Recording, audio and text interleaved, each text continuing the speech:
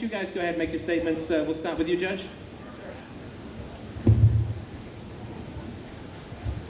Good afternoon. I'm sorry, that's all the time you have. Now we're going to be moving on. Didn't I say that well, though? You know, I really did. It was worth it. It is nice to be with you. My goodness sakes, what a great spot. And it's good to share freedom, liberty, and peace with people. I was just talking earlier today that really the watchword, I think, of my adult life is the slogan, to make the system work.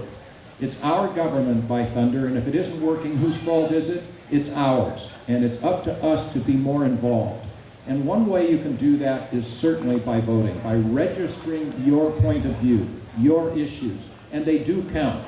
In fact, you know, I am, as you probably are aware, I'm a Libertarian candidate for Vice President of the United States right now. And we are talking about trying to be in the mainstream of American political thought. We are both financially responsible and socially tolerant. And so we are the ones that do not want to put our troops into war all around the world. We say that we will attack no one unless they attack us or our allies. And so if you register a vote for that philosophy, you will be telling the other parties, hey, what you're doing is not acceptable to me. We register this vote, and then, by the way, when the parties see that we get so many votes, they're going to change their mind. It's going to matter. It's going to make a difference. I just came from, over here in Imperial Beach, they have Proposition S, as in Sierra. You know something? They're talking about having medical marijuanas in their town without having all of this interference from the state, from the federal government. You register your vote for that, for freedom, for being able to get your point of view across, and you make progress. I really believe that if you do not vote, that you are giving up your right to complain. I deeply believe that. You don't vote, you're giving up your right to complain. And of course, it isn't just you're voting yourself. We have numbers of activists here, people that care fervently about various thoughts. Talk to others, show them how important it is. If you write a letter to anyone for whom you can vote, it will be read and it will be responded to. In fact, there is, somehow I'm getting feedback. It's good feedback, though, I can tell you. But if in fact they get those letters, they have a formula, depending upon the office. For every letter they get, they believe that it at least represents 30 other people who feel that way within their district, within their area. And so then you get a group together. I don't care if it's the Boy Scouts or the various PTA groups, whatever it is, and you invite one of your people for whom you can vote to come and talk to them about whatever issue is exciting and is important to you. Certainly drug policy is one, needle exchange, whatever it would be. They'll come. Their politicians are really good at followership, and they'll follow where the votes are. However, if you write a letter to someone that you cannot vote for, you're wasting your stamp. It won't make any difference at all. If you talk to somebody that, you know, because I live in Orange County, if I were to talk to the senator from Oregon, she wouldn't care whatsoever. But if you can vote for them, and you do vote for them, it really does matter. We are running again for president and vice president. If we just get 5% of the vote, 5% of the vote in this election, I'll be horrified if that's all we do with Governor Gary Johnson for president. But if that's all we get, we will be able to, it will be a revolution, because we will then qualify for public funding, matching funds in the next presidential election, and it will then be the end, effectively, of the two-party system. We'll be able to get ballot access on any state in which we get at least 5% without jumping through all these hoops. What will then happen? It will require the radical extremes on each side to come more toward the middle. It will be effectively the end of the two-party system. We'll have that third-party balancing vote. You think your vote doesn't count? You vote and be just a part of that 5%, and it will be huge. So I'm here comfortably talking with friends. I look forward to your questions. I'm proud to be running with Governor Gary Johnson. It's the most exciting thing that's happened to me since the birth of my children. We're active. It's a big country. I'm getting on a red-eye flight tonight out of San Diego to New York at 9 o'clock tonight. So we're traveling around giving you that voice, giving you that third choice, giving you that option. But you are mute unless you vote. Voting is key. I have voted in every election after I turned 21, back in the dark ages when I became eligible to vote, and I have voted in every election since that time. How many of you joined me? How many of you have voted every election since you became eligible? I hope so. There aren't quite enough hands being raised, but I go and task. I talk to high school kids, college kids, I tell them that, and then I get a commitment from them. I want you, when you're my age, to be able to say that, yes, I too voted in every election for which I was eligible, and then we give them a high five, and I look at them and say, you know, and if you don't, I'm coming looking for you. And they giggle and laugh. But it really is important. Give up your vote, you give up your voice, you vote, you're a part of the process, and then we will get good things done. You stay home and don't vote, you're giving that up, in my view, completely. So thank you, thanks for being here. Let's viva for liberty, let's stand for freedom. The soul of the United States of America is our freedoms and our liberties. I happen to view that the soul of our country is under attack by our very own government today. And Governor Johnson and Judge Jim Gray stand in favor of freedom, stand in favor of getting our troops out of these conflicts. This war on terror, so-called, we might as well declare war on Nazism in 1941. It doesn't work. Let's do this, let's register these votes, and let's get this done and bring this freedom back to our country that today is slipping through our fingers. Thanks so much. Good luck to us all. I can do better than that. Come on. Take Mike. Do you want to take Mike? Oh, yeah, go ahead.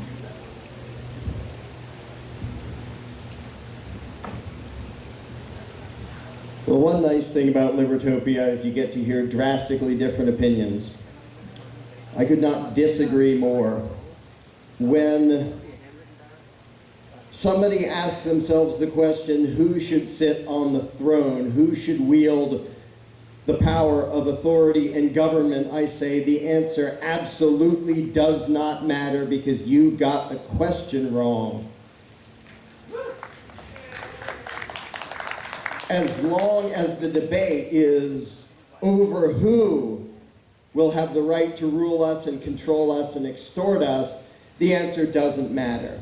And I annoyed a lot of Ron Paul supporters when I pointed this out during his campaign, and I said, on a practical level, if I had to be owned by another human being, I think Ron Paul would be a pretty nice master. He probably wouldn't whip me that hard. He'd probably let me be free almost all of the time. However, when a slave attempts to become owned by a nicer master, even if he succeeds, he is not 1 inch closer to freedom. There is a fundamental difference between having a nicer master and being a free human being. There is no analog scale between totalitarianism and freedom. There is a scale between how nice your slave master is, and then there is the digital step over into you own yourself. A vote is never an inch towards freedom, because what it says, what it implies before you even see the name, before you even press the button, is I acknowledge that this pseudo-religious ritual that we engage in actually bestows upon certain human beings the right to rule. That is the lie that has to go, and until that lie goes, the vote doesn't make any difference. And when that lie goes, no one will ever vote for government again. This is not a problem of what is in Washington, D.C. or the state capitals. The problem does not reside there. The solution does not reside there. The problem resides between 300 million sets of ears that actually imagine that documents and rituals and all sorts of hoity-toity garbage can actually bestow superhuman rights upon mortals. The right to tax, the right to legislate, the right to regulate. It can't. And when people understand that, they stop engaging in the ritual that legitimizes the notion that there can be a rightful ruling class. Don't legitimize the lie that it is possible for one human being to rule another rightfully. It isn't. And when you vote, you say, I believe in this game, I believe in the process, I believe I am a slave of the state, and I just hope to get a nice master. That should not be good enough for human beings. Thank you.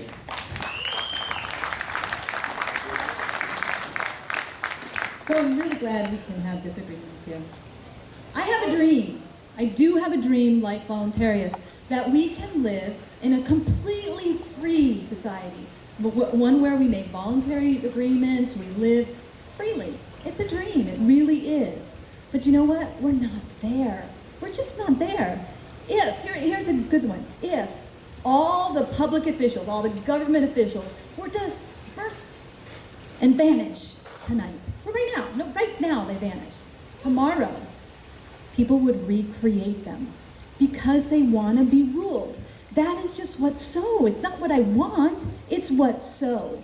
So they'd recreate them. So really, we have to change culture first. We have to change culture, and one of the ways we can change culture is by voting for somebody who has a liberty message, or free, complete. Maybe we'll get an anarchist group out there that run, and they just spread the anarchist notion, or voluntarists, or whatever. But I think it's actually a self-defense vote. It's self-defense against the thugs who are taking away your stuff and doing all these things that they're talking about.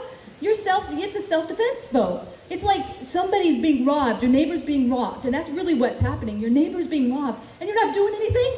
You're not stopping it by voting, because you can.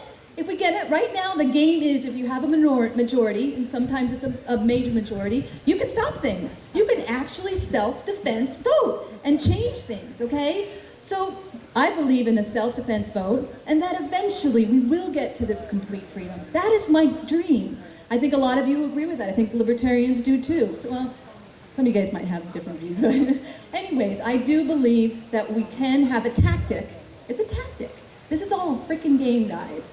It's a tactic of voting for somebody who has a message that we want to undo these unjust things that these fine gentlemen are talking about. We want to undo them. And I do believe we have to do it incrementally, because if it goes away, vanishes overnight, they're going to recreate it. Thank you.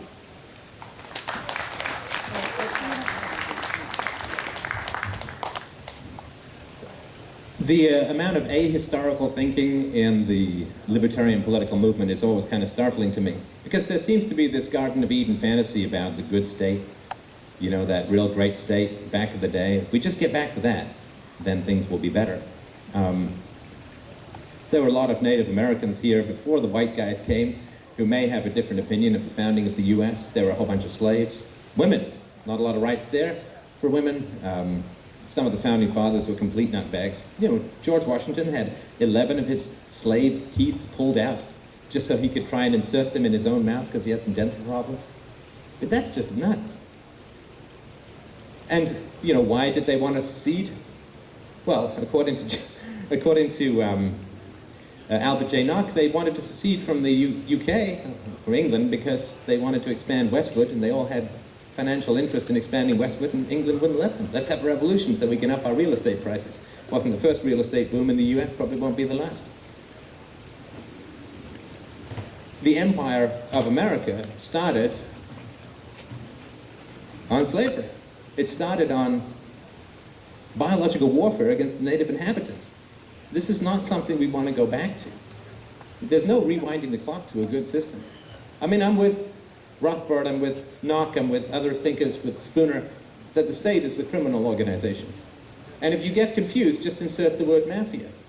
So if I come towards you and I say, listen, we've got a real problem with the mafia in our community, so let's infiltrate it. Let's grow hair on our backs. I'm going to completely stereotype details here. Let's get real good at putting bricks up. Let's get lots of makeup on our women. And we're going to infiltrate the mafia, and we're going to work our way to the top, see? And then we're going to turn it into a charity. We laugh, because it would be ludicrous, because we would understand that the purpose of the mafia is criminality. It's theft, it's plunder, it's exploitation, it's destruction. And the only time they protect their neighborhoods is to defend their income, in the same way that you'll put up fences around your cattle to keep the coyotes out. It's not because you love your cattle, it's because you want to keep them from being eaten by the coyotes. So yeah, they'll give us free health care. I mean, farmers will give health care to their cattle too. Not because they want them to be free. I mean, we're free-range serfs. We get to choose our own jobs now. Before, you used to get assigned them, right, in the Middle Ages.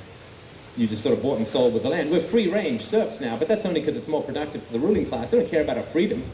I mean, the next stage after free range is not freedom, it's a chicken McNugget box. So the idea that we can infiltrate some criminal organization and then turn it to virtue, turn it to the genuine goodness of its honorable intentions, of its stated purposes, is ludicrous. And I challenge the people. Start small. If you tell me that you can bench press 500 pounds, I'm going to give you a yogurt cup and a popsicle stick and see if you can lift that. And if you can't lift that, I'm going to have some significant skepticism about your ability to bench press 500 pounds. The federal government, the United States government, is the largest, most powerful, richest, most heavily armed gang in the history of the known universe. We really got to turn this to good? You really think you got those superhero powers to turn that institution to good? The institution which will jail at whim innocent citizens, who will murder by the millions. You know, statistics say 25 to 30 million people overseas killed by US foreign policy since the end of the Second World War alone. Genocidal, murderous, selling off the unborn to foreign bankers for the sake of grabbing a few votes in the here and now. This is sick human behavior. This is pathological. This is psychotic. This is the stone heart, Satan, evil, blood-squeezed brain of evil right in front of us. And the idea that we can put a little lipstick on it, a nice little wig, go on a date, she'll come around. It's not going to happen. This is delusional. The Libertarian Party, libertarianism, has been trying for the last 40 years to make the state smaller. It's grown 5 to 7 times larger, not even counting the debt, not even counting the unfunded liabilities. Since the 18th century, since the 17th century in England, we've been trying to restrain the power of the state with language, with arguments, with rhetoric. How big is the state now? We've never had a larger government in the history of the known universe after 300 years of trying to control it with voting. Come on, people.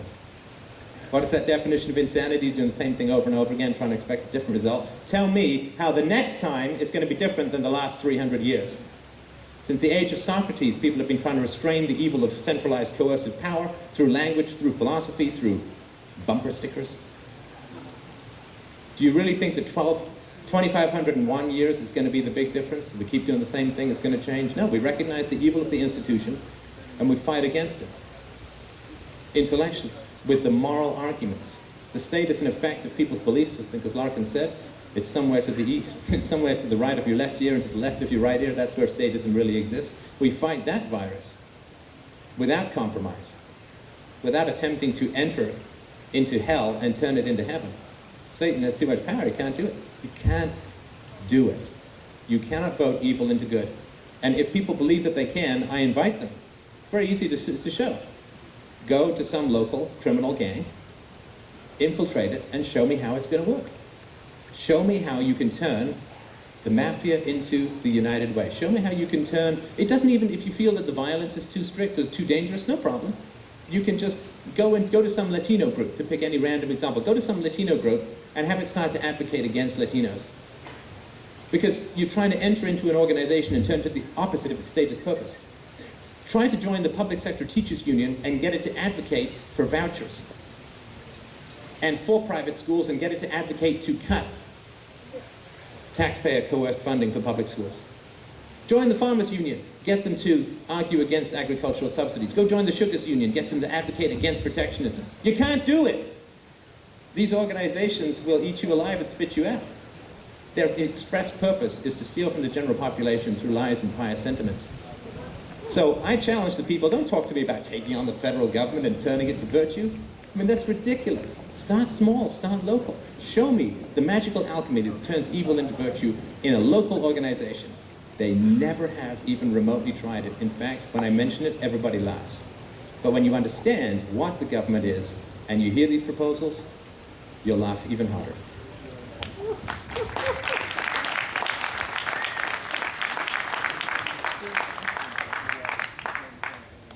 I may have to sit down. Can you hear me? All right, if my knee or my leg starts quivering, I'm going to sit down on you, but I'm going to try this for a second. My name is Mike Benoit. I'm a local activist here in San Diego, run for Congress about 7 times now. And I'm not here to argue that the vote is the answer. because it's not the answer. And it's not the solution, and you're never going to have a benevolent government. So if people think that's the goal, you might as well be an anarchist. That's not the goal. Government will never be your buddy and your best friend, okay? And the idea that voting is absolutely worthless is another false idea. Because, you know, people that voted for Ron Paul, and by the way, Ron Paul wasn't somebody who wanted to be anybody's master. He's not a prohibitionist, he's an abolitionist. And he's the only guy in Congress that I had any faith in out of 535. And it's because the man was solid liberty. And his whole purpose was to increase human liberty and to remove the tyranny that these politicians and the government had placed on us over the centuries. So the only answer is disobey. There's no other answer. But the vote does mean something. All the people that rallied around Ron Paul and voted for Ron Paul were communicating no more Fed, no more tyrannical banking system. The people that voted and rallied around Ron Paul were communicating end the wars overseas, end foreign aid, end the drug wars, end all this repression, end the income tax. That's what that vote meant. And there's issues on the ballot now where the controllers, the tyrants, they want to take more of our freedom, more of our rights away. So they say, oh, I'm not going to vote. So let's not vote on a proposition that is violating more people. And there's people say, I don't want to participate in the system. They won't go out and sit on a jury. Now, there's somebody being prosecuted for a tyrannical drug law, and a lot of anarchists I know, not all of them, because the people that run the Fully Informed Jury Association are anarchists. They hate it when I talk politics. But many of the anarchists I know will not, they'll find a way to get out of jury duty. And I mean, that's like saying, I'm not going to help Anne Frank because that'd be participating in the system. You know, you sit on the jury and you overturn tyrannical laws that way. So, you know, and voting for, say, the Libertarian candidate versus the other two candidates, you're not communicating or voting that these guys are going to fix everything, they're going to save us. You're communicating that this two-party scam stands for all those things that we're against. Romney, got a little, on Facebook I'm having a little fun, I call him Ramama, and Obama.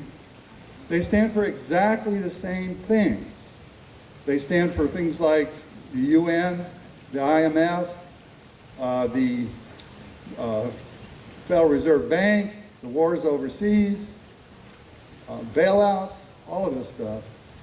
And so by not voting, say for the Libertarians, you're saying the message that gets communicated to everybody out there is that all the voters want this tyranny of the two major parties.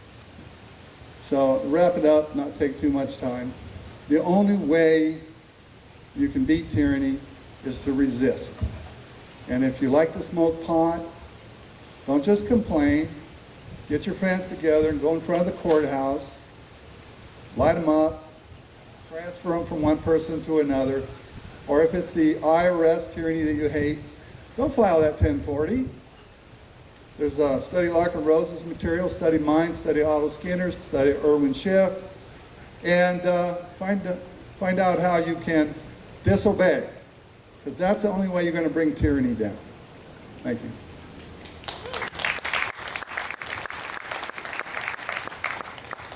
This is fun.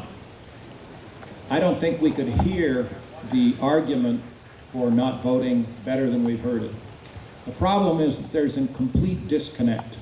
I simply disagree with the thesis, with the premise, because there's always going to be a government. Except, remember when Robinson Crusoe was on the island by himself.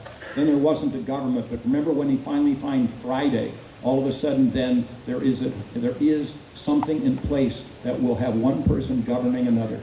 And to ignore the fact You can not vote, you can abandon government, somebody's going to be there, folks. It's a fact of life, it's a fact of reality. And if we back out or we go to the beach, not a bad beach to go to, somebody is going to come in and occupy that zone. Somebody will do it. They always have, they always will. You can talk about the Native Americans, they had a hierarchy, they had a government. You always will have a government. So the question is, and you go through this parade of horribles, and all of these things that are bad going on in society, and my goodness sakes, do I agree with them. But you're going to have them one way or the other. So you try to reduce the harmful effects. You try to increase freedom. The way you do that is to put somebody that will be in charge one way or the other in some form of a government, be it tyranny, democracy, monarchy, whatever it's going to be. There will always be one. Always. So the question is, what kind? The question is, are we going to abandon our voices to those that will come forward?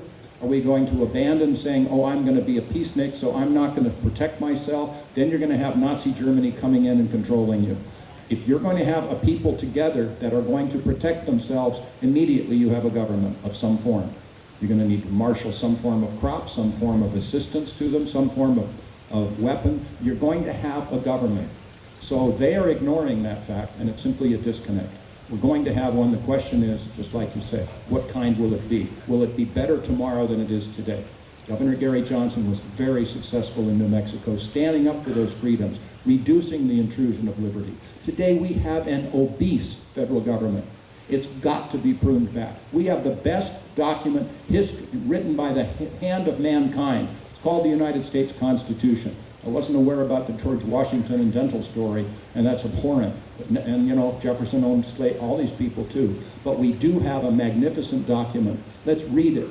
If we don't like it, let's change it. Let's repeal the 16th Amendment. Let's repeal the income tax. Let's repeal the National Defense Authorization Act, so-called, where anybody, probably me more likely, could be labeled a terrorist, could be detained, translation, arrested, without charges. Because of this government, you're going to simply back off it and say, oh, it doesn't exist? It will always exist unless people of goodwill stand up and say no. We are standing up and saying no. We are standing up for you whether you vote or not, and standing up for your freedoms. It's a question of which type do you want, guys. And the only way to do it is to participate.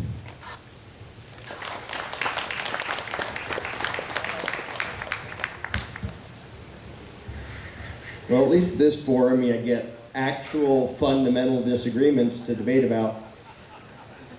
Not only will there not always be a government, there has never been a government. Government is Santa Claus. Government is a hallucination in people's heads because they were taught to believe that magical rituals can bestow superhuman rights upon human beings. Again, Washington is not the problem. The problem is that people imagine a moral obligation to obey other human beings who wear the mask of government. Let me use the example of Ron Paul. I will say I totally agree with Michael that resistance is extremely important. Incidentally, I'm all for jury nullification because it's a fundamentally anarchistic action. It is walking up to authority and saying, I know you told us that this person should have done this, but, well, frankly, we don't care that you said this person should have done this, we're letting him go. But imagine this. When you hear somebody say you have to participate, participate in what? Participate in running around in circles and doing magic chants. Imagine if instead of voting for Ron Paul, instead of campaigning, and I have no question about the sincerity and good intentions of all the people who did that, what if the millions of people who tried to elect Ron Paul and got absolutely nothing as a result, instead of voting said, dear IRS, we're not waiting around for the masters to repeal you, we're just not playing anymore. If 5 million people said, we're not going to vote, we're not going to file, we're not going to pay, we're going to disobey you, you wouldn't need an election, you wouldn't even need a revolution. The act of voting shows that you're still stuck in the trap. You're still enslaved inside your own head because you still imagine that you need the permission of your masters to be free, that you're still going to beg the masters, please change your legislation and tell us we're allowed to be free. As long as you say that, you're not even free inside your own head. When you become free inside your own head, you don't talk to the masters anymore. You just freaking ignore them.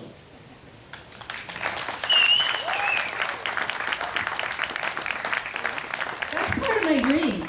That's part of my dream, that we can actually realize that. But we're not there yet. Okay? We don't have 5 million people who are willing to not pay their taxes, who are willing to do that yet. We just don't have it. That's our culture is not there. I'd love for that to happen. I really would. But I really do think we can use the voting system as a tactic to communicate these ideas of liberty and freedom. I mean, forget that it's going to be useful, that we're actually going to do something in legislation. Forget that. Okay, that's fine. We're not going to win that. But we can use the platforms. Ron Paul doing nothing? What do you mean all the people that he's introduced to liberty, to freedom? People who are asleep, We need to wake them up, and voting and being part of a candidate, these candidates here, can actually wake people up. So I invite an anarchist to start a campaign. Just use it as a tactic to educate people on anarchy, on voluntarism. Wouldn't that be like weird? Like, do it. I challenge you to do that. So I think that you guys are wasting your energy on convincing people not to vote. You can vote or not. I really don't care. All I'm saying is, we can use it as a tactic to communicate to people. We can use it as a tactic to get out the message, to actually get to that point where we can all do that and feel good about it, that 5 million people are just going to say no, and we're not going to take it anymore. So I challenge all of you to start an anarchy campaign.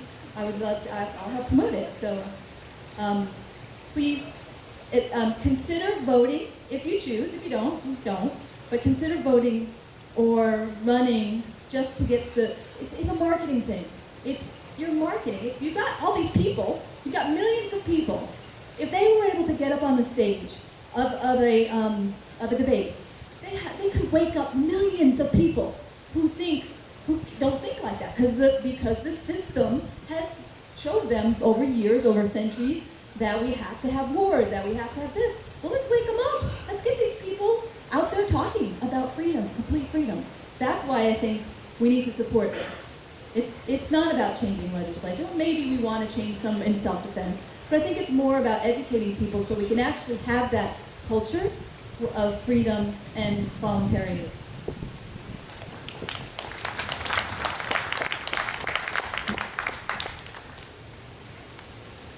It's weird how libertarians feel that government programs don't work except for voting.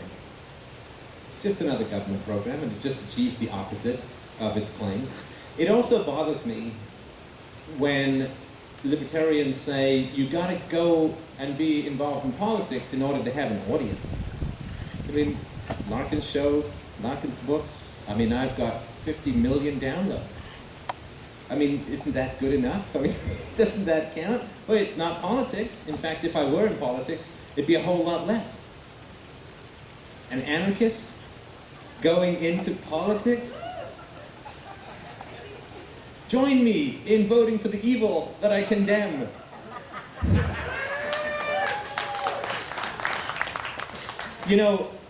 When there's an old saying that says, if all you have is a hammer, everything looks like a nail, right?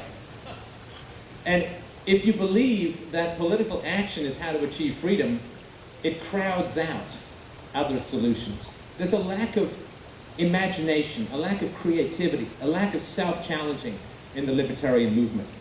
Because there's two things, politics and academia.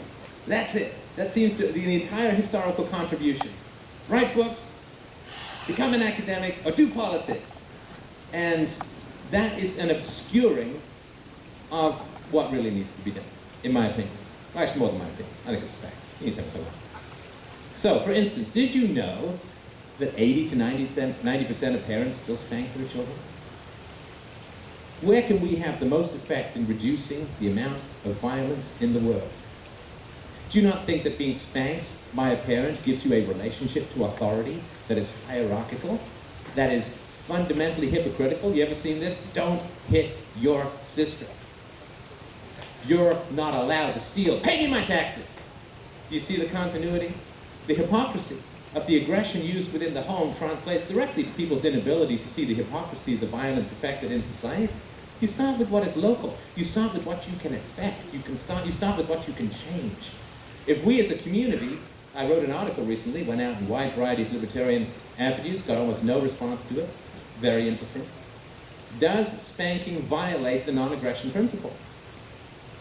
Do you spank in self-defense? Are they coming at you with an axe? No. Spanking is a violation of the non-aggression principle. Yelling at your children, threatening abandonment, violation of the non-aggression principle.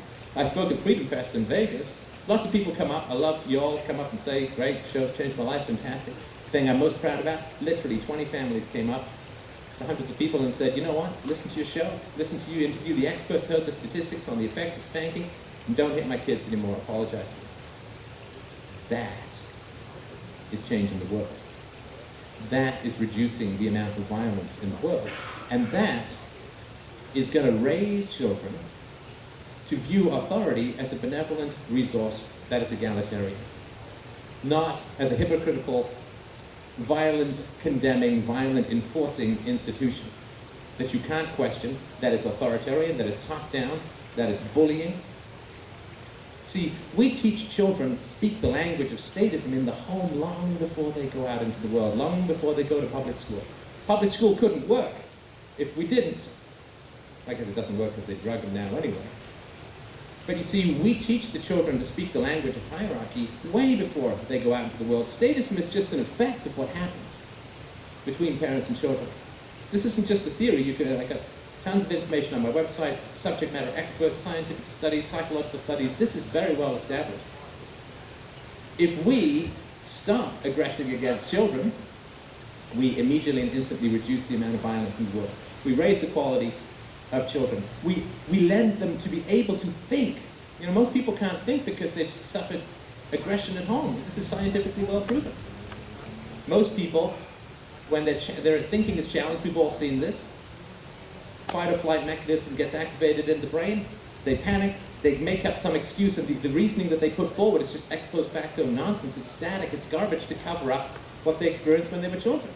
It's all very well established. We need people to be smarter, and the way that they're smarter is don't aggress against children at home. That leads them to be free, to be curious, to explore, to think, to reason, and it leads them to not be afraid if their ideas are challenged.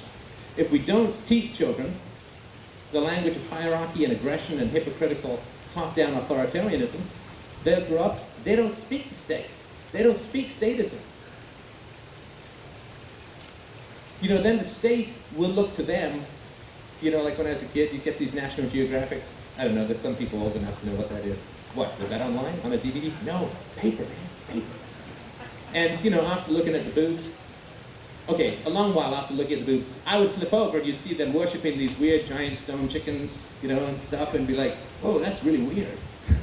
You know, of course, they'd look at, you know, us and say, why are you, the guy doing aerobics on the stick, why are you worshiping him? It would look weird to them, right? But when we look at those religions and we don't have that history, you know, like you see that Buddha guy, you know, it's like maybe he could use some help from the aerobics guy, because, you know, he's out of it. But if we don't grow up in that religion, we look at those, the idols that they worship, and we say, well, that's kind of weird.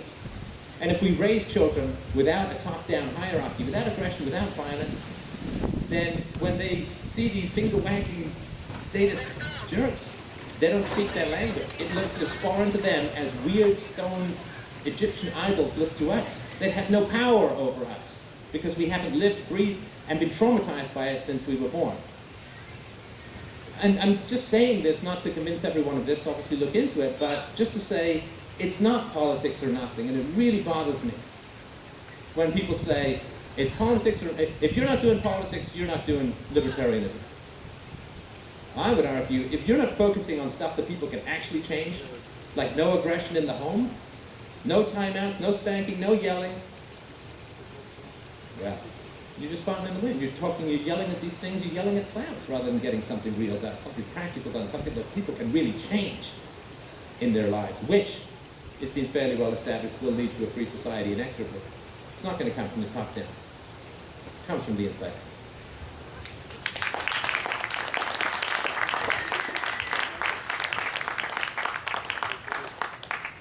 Okay, I'm going to sit down this time. This is like this debate is supposed to be about voting or not voting. Voting is the answer.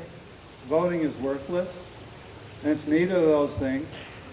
And what I've noticed in the general population, whether libertarian, anarchist, Republican, or Democrat, there was a comment made about millions and millions of people working and supporting Ron Paul. And look at the results. Well, those numbers were more like 30 or 40 people in San Diego County actually doing something. Those numbers were 5,000 people came to University of San Diego, University of California at San Diego to hear the rock star. Those weren't people that were fighting for liberty.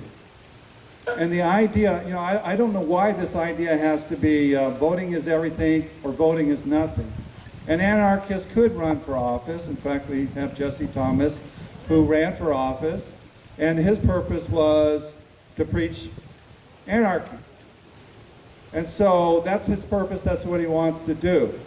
But to think that your vote is everything, I know people say, don't blame me, I didn't vote for so-and-so. Or I voted for Ron Paul, don't blame me. What do you really think that is? A vote. I didn't vote for Ron Paul, okay, because I'm a libertarian and he's a Republican.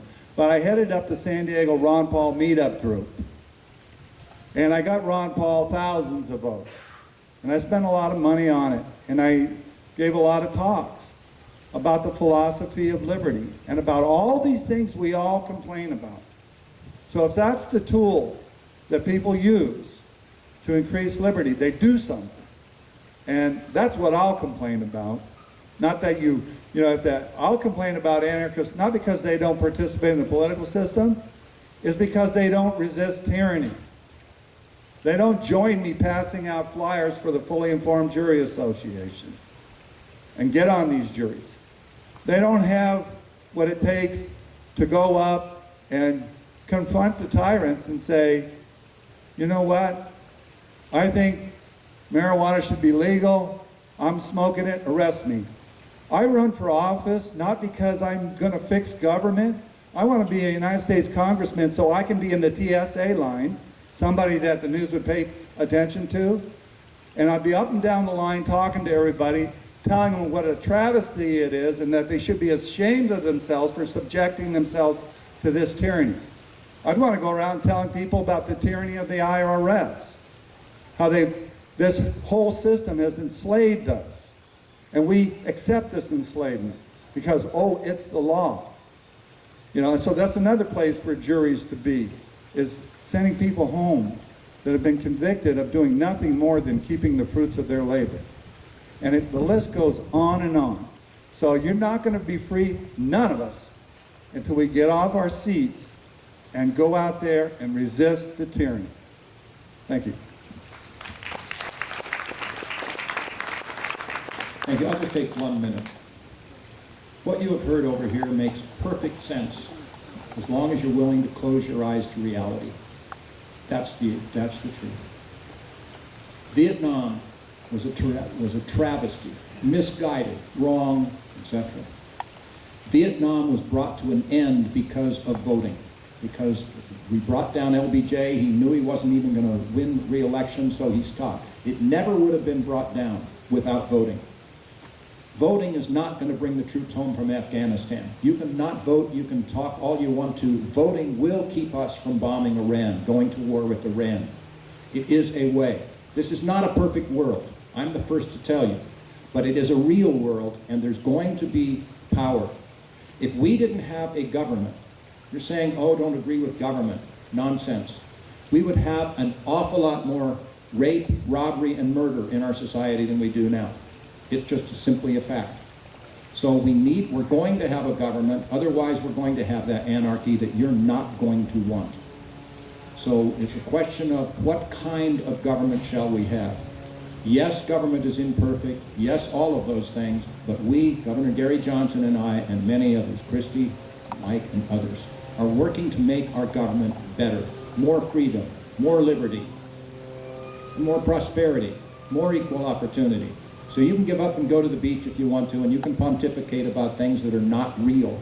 You are not doing your children a service, sir, under any circumstances by not teaching them discipline. Oh, I want my child to be able to express himself, so I don't want to give him discipline. That works really well until they start drawing on somebody's wallpaper in their living room, and then it just doesn't work so well. You've got to have discipline in this world, one way or the other.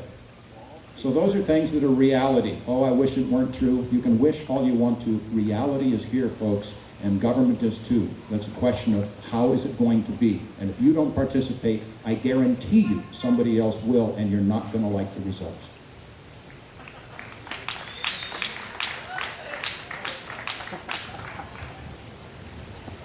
I'll be really short because I've already said most of what I want to say. Vietnam. It happened for one reason. Americans are taught that authority is real.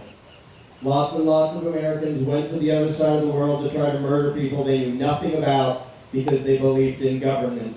We wouldn't need an election if they were anarchists. Anarchists don't go commit murder because government tells them to. And as far as the idea of, oh, look how bad everything would be if we didn't have a government, pick any crime you want. Murder, assault, kidnapping, robbery, whatever. See how often it's done by private individuals. See how often it's done by people acting in the name of government. It won't even be close.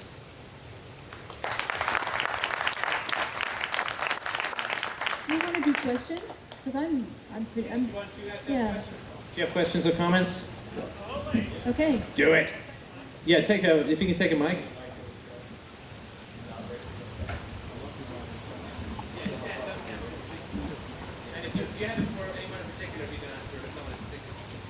Yeah, I'll start with Mike.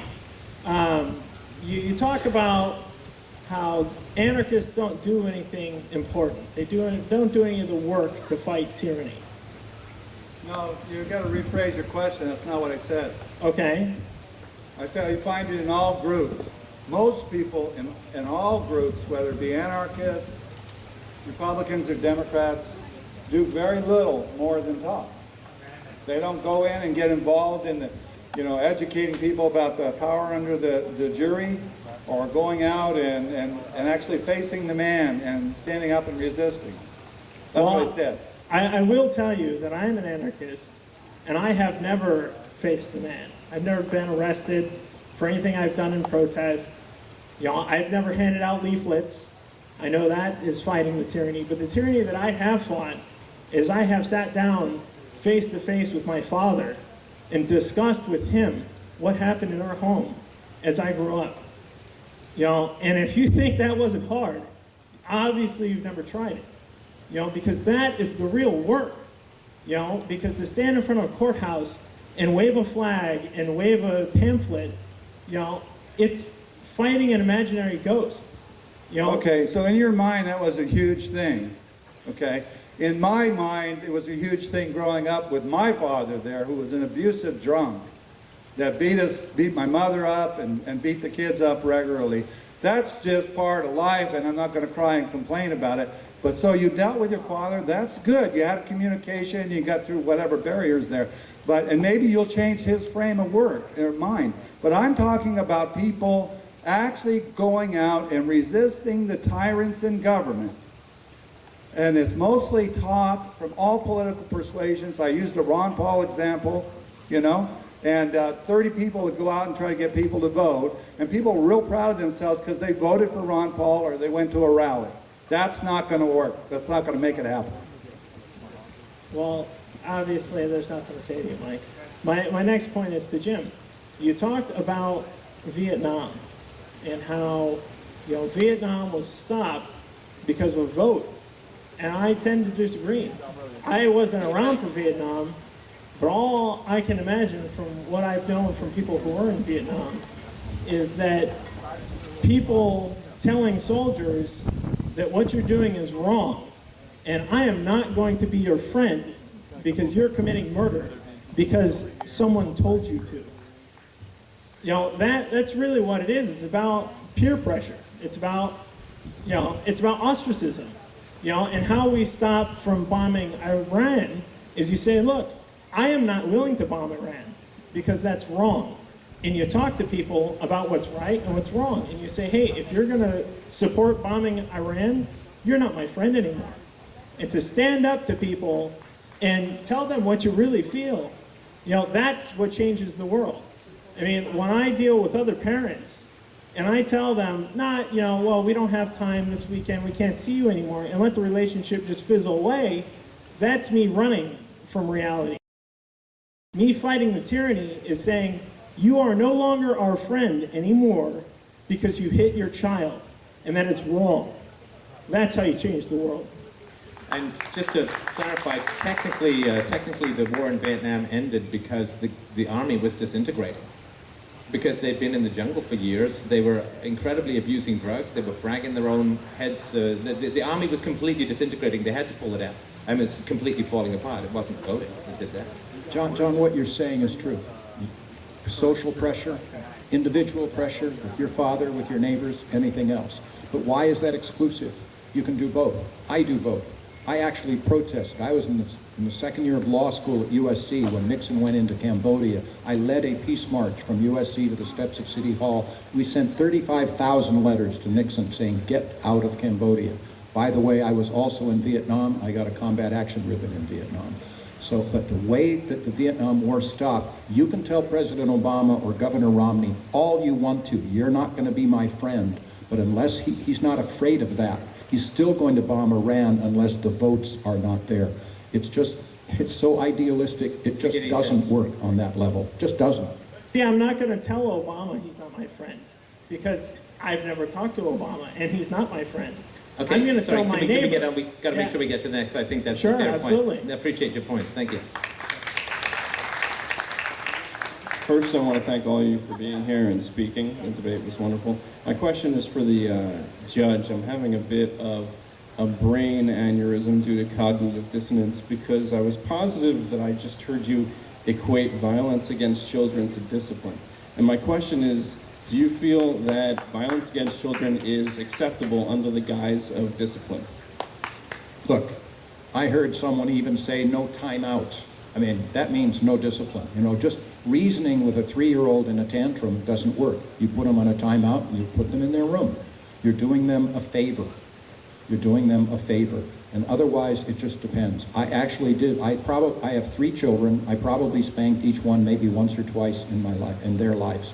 They knew I would. They didn't have to. It did them a favor. If we don't have prisons, I happen to believe that prisons for violence is a good thing. I think removing people from society, it does have a deterrence. That's a big spanking. I think we obviously overdo it. I've taken public positions on that and everything else. I don't need to defend my qualifications. Discipline sometimes means, yes, you spank a child for not putting if he runs into the street without looking for cars, yes, I would spank my child. And I did, twice. They're pretty good kids too, by the way. And we get along great. Just to clarify, I wasn't speaking about violence against children to protect them from death or anything like that. I was just talking about violence to protect them, to discipline them. It's a question. I'm disciplining my child for not running into the street. Yeah. Of course, if a child runs into the street, that's a failure of parenting. I don't know why the child would be punished. Oh, come on. Go ahead. Hi, thank you. Thank you all for your time. My question is for Mr. Jim Gray.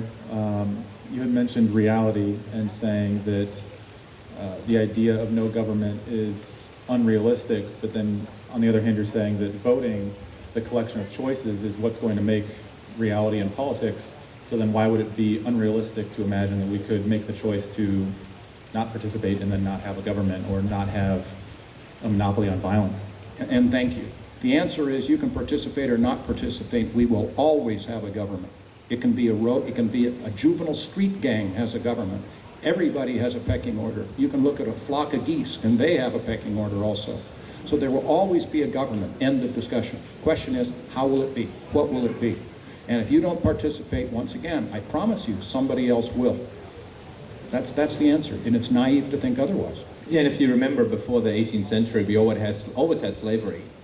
Every human society always had slavery, and so clearly we're always going to have slavery. Before women were equal, there was no possibility of women having property rights and having educational opportunities, so it's never going to happen. So we never have to fight for change because the evils are inevitable. It was actually accomplished through government, you might recall. What? Thank you. And actually, Governments enforce slavery around the world. Anyway, I would just like to say can we that- get started? We've got a whole bunch of people and not much time. If we All right, can move thank on. you. Thank you.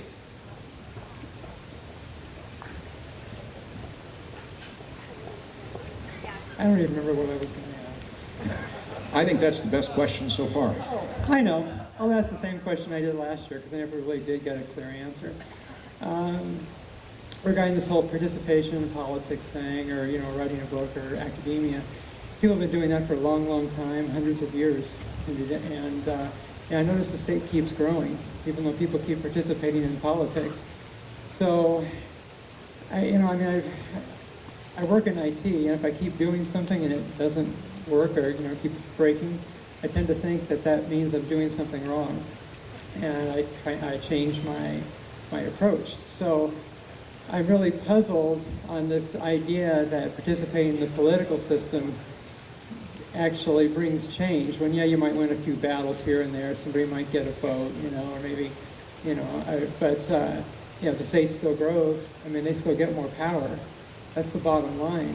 So, so I'm curious what the evidence is that this idea of participating in politics is actually an effective strategy for achieving personal liberty. You are certainly right, the government continues to grow.